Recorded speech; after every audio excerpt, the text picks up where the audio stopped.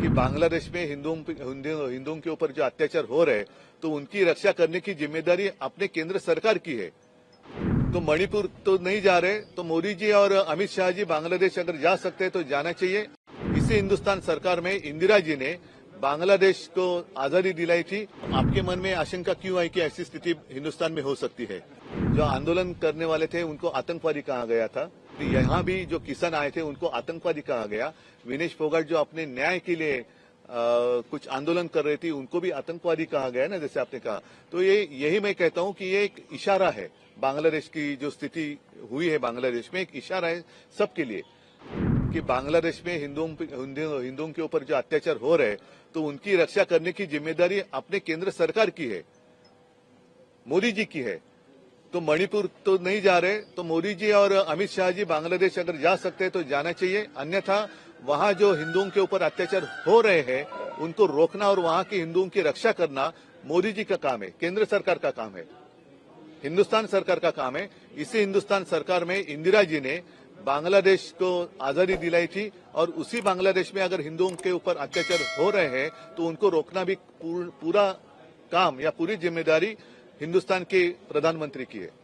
बांग्लादेश में जो कुछ घटना हुई है उसका उन्हीं की भाषा में मतलब ये एक रहते 2-3 शब्द है, एक नैरेटिव होता है, एक मैसेज होता है।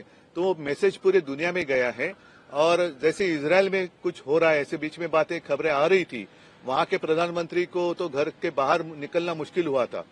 भारी संख्या में वहां की जनता रास्ते पर सड़क पर उतर कर आई थी। लंका में हुआ, अब बांग्लादेश में हुआ। तो सारे लोगों ने समझना चाहिए कि जो सर्वसामान्य आदमी होता है वो सबसे श्रेष्ठ होता है, बलवान होता है। उसके एक सहनशीलता की मर्यादा होती है, उसका उल्लंघन नहीं होना चाहिए। और जनता का न्यायालय वो सर्वोच्च होता है। तो जनता का न्यायालय का फैसला बांग्लादेश में हुआ है। विधानसभा निवडणुकीत मुख्यमंत्री पदाचा चेहरा असेल सर? जुड़ा हुआ सवाल है कि अगर ऐसी स्थिति जिस तरह से आप कह रहे हैं, बेरोजगारी है, युवा अस्वस्थ है, अगर ऐसी स्थिति भारत में पैदा होती है तो उस वक्त क्या हो सकता है? आपका क्या स्टैंड है? नहीं, पहले तो ये प्रश्न जो आप हमें पूछ रहे हैं तो आपके मन में आशंका क्यों आई कि ऐसी स्थिति हिंदुस्तान में हो सकती है? तो नहीं, मैंने कहा पूरे दुनिया में एक मैसेज गया है। और ये अगर बांग्लादेश में बात हुई है, हमारे पड़ोसी है, पाकिस्तान जिस हालत में हम तो देख ही रहे हैं। लंका में क्या हुआ, इजराइल में क्या हुआ, इजराइल में क्या हो रहा है, अन्य सारे देशों में क्या हो सकता है। तो ये तो कहीं भी कभी भी हो सकता है। और इसलिए मैं कहता हूं कि जो भी सत्ता में बैठे लोग हैं उन्होंने इस मर्यादा का हमेशा ख्याल रखना चाहिए कि जनता सर्वोच्च होती है और जनता का न्यायालय सर्वोच्च होता है। तो उनका फैसला बहुत ही गंभीर होता है।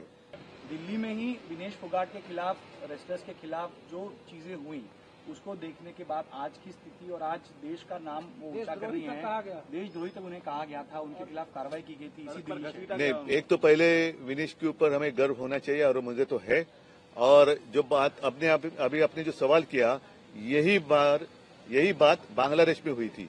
जो आंदोलन करने वाले थे उनको आतंकवादी कहा गया था और मैंने तो सुना कि उनको रजाकार कहा गया।